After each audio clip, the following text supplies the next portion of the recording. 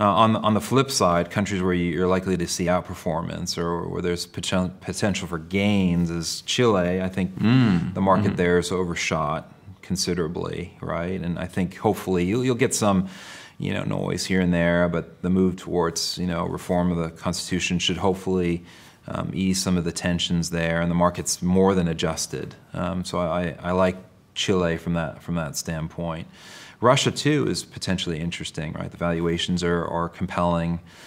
This move towards fostering growth with the cabinet reshuffle is I think a positive one. So I like Russia, on that side as well. So from a local currency standpoint, Chile or Russia I favor.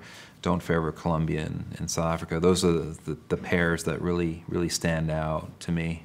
Now, when we hear macro tourists talk about EM, they're thinking about Argentina and Turkey, and actually obviously China, which we haven't talked about at all. Right. So first of all, talk to me about Argentina and Turkey, why we're not talking about them, and then secondly, why we're not talking about China.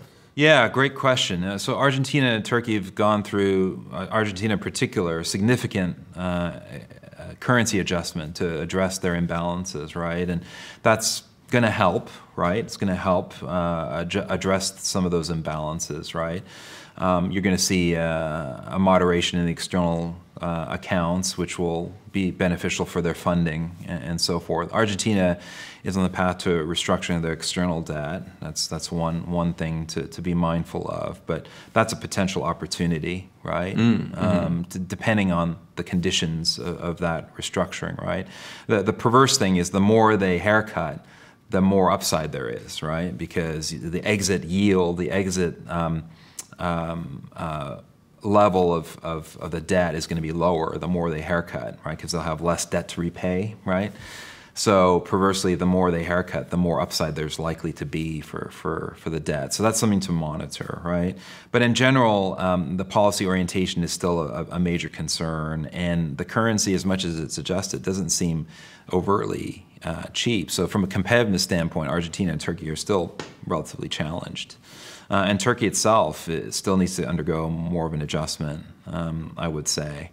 And the path of policy is not conducive, not reassuring. So we're still going to see some disruption in those markets over 2020, I believe. And it's not quite time to be thinking about investing, maybe opportunistically, right? The Central Bank of Turkey is likely to go on a relatively aggressive easing campaign, so there could be some opportunities, short-term opportunities there. The restructuring in Argentina could be very interesting. We'll have to monitor that very closely.